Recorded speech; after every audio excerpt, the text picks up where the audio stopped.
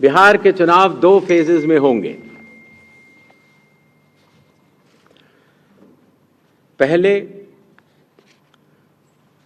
Phase के date gadget notification 10 तारीख को आएगा, दूसरे का 13 को।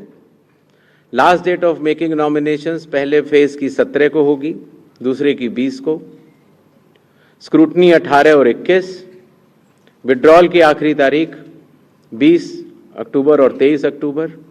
और डेट ऑफ पोल 6 नवंबर थर्सडे और दूसरा 11 नवंबर ट्यूसडे। काउंटिंग 14 नवंबर को होगी और पूरी चुनावी प्रक्रिया 16 नवंबर तक समाप्त कर ली जाएगी। नेक्स्ट, जो बिहार के 38 जिले हैं उनको 2 भागों में बांटा गया है।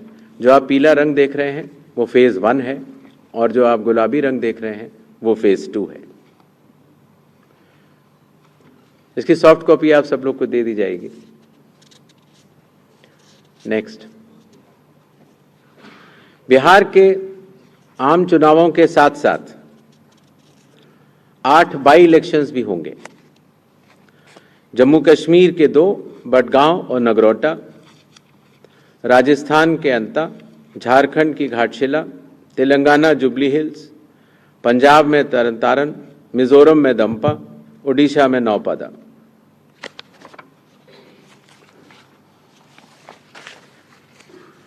इनकी तारीखें भी अलग अलग कॉन्स्टिट्यूंसी के हिसाब से यहां पर दी गई हैं। डेट ऑफ पोल लेकिन सबका 11 तारीख ही होगा और काउंटिंग 14 नवंबर को होगी।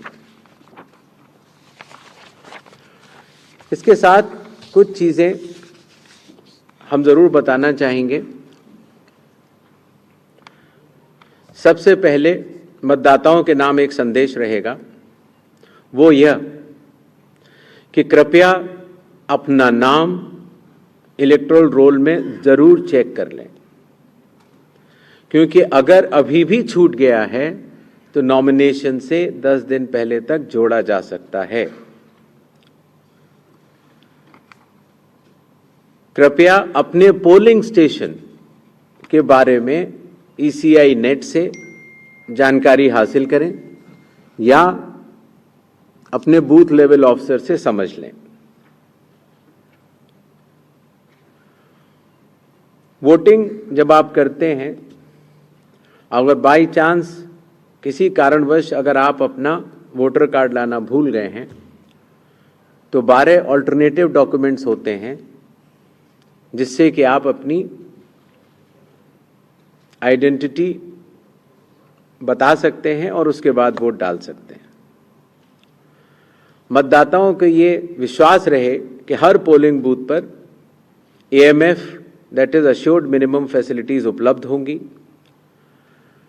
वोटर इंफॉर्मेशन स्लिप्स हर मतदाता को पहुंचाई जाएंगी। अगर आप मोबाइल लेकर आते हैं तो डिपॉजिट फैसिलिटी रहेगी, बिल्कुल निश्चिंत रहें। सर्विस वोटर्स हैं तो आपको पोस्टल बैलेट की सुविधा रहेगी। अगर आप दिव्यांग हैं या 85+ ईयर्स के हैं तो आपके लिए होम वोटिंग की सुविधा दी जाएगी, बशर्ते कि आपको फॉर्म 12D भरना होगा। मतदान करने से पहले अपने प्रत्याशी के बारे में जरूर जान लें। नो योर कैंडिडेट ऐप से भी आप देख सकते हैं। और अगर कोई भी प्रत्याशी या राजनीतिक दल मॉडल कोड ऑफ कंडक्ट का वायलेशन करता है तो सी विजिल की ऐप पर आप बता सकते हैं, 1950 पर भी आप बता सकते हैं या ऑब्जर्वर्स को भी बता सकते हैं। राजनीतिक दलों से भी निवेदन रहेगा कि वो हर पोलिंग स्टेशन पर चुनाव आयोग द्वारा पारदर्शी चुनावों के साथ सहभाग। तो देखिए, तारीखों का ऐलान हो गया। सिक्ता और NDTV की खबर पर मोहर लग गई है। NDTV ने सबसे पहले बताया था कि 2 चरणों में चुनाव होगा। हमारे सहयोगी प्रशांत कुमार ने ये जानकारी दी थी, जो कि इलेक्शन कमीशन कवर करते हैं। और देखिए, इलेक्शन कमीशन ने भी ऐलान कर दिया है और 7 नवंबर 2 चरण में बिहार में विधानसभा चुनाव होने हैं।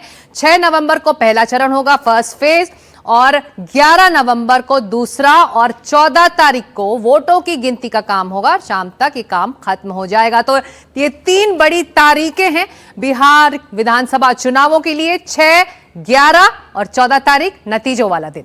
6 नवंबर को पहले चरण का मतदान, 11 नवंबर को दूसरे चरण का मतदान और 14 नवंबर को बिहार विधानसभा चुनाव के नतीजे आ जाएंगे। और उसके बाद यह स्थिति साफ हो जाएगी कि बिहार में आखिर किसका राज होने जा रहा है। महागठबंधन का राज होगा या एनडीए एक बार फिर से सत्ता में काबिज होगा। और देखिए 16 तारीख तक चुनावी प्रक्रिया पूरी हो जाएगी और अगले मुख्यमंत्री का चुनाव भी अगले 1 हफ्ते के भीतर हो जाएगा, यानी कि 20 नवंबर 22 नवंबर तक कौन मुख्यमंत्री होगा ये भी तय हो जाएगा। नया मुख्यमंत्री। एक अहम बात वोटर्स के लिए चुनाव आयोग ने कही है कि अगर आपके नाम इलेक्टोरल लिस्ट में नहीं है तो नॉमिनेशन से 10 दिन पहले तक आप चुनाव आयोग को अप्रोच कर सकते हैं और अपना नाम इसमें शामिल करा सकते हैं। तो ये बड़ी खबर भी है वोटर्स के लिए कि नॉमिनेशन से 10 दिन पहले तक अगर आपका नाम इलेक्टोरल लिस्ट में नहीं है तो आप जा सकते हैं चुनाव आयोग और अपना नाम इसमें शामिल करवा सकते हैं। देखिए 6 नवंबर को जो पहले चरण का मतदान है उससे ठीक 15 दिन पहले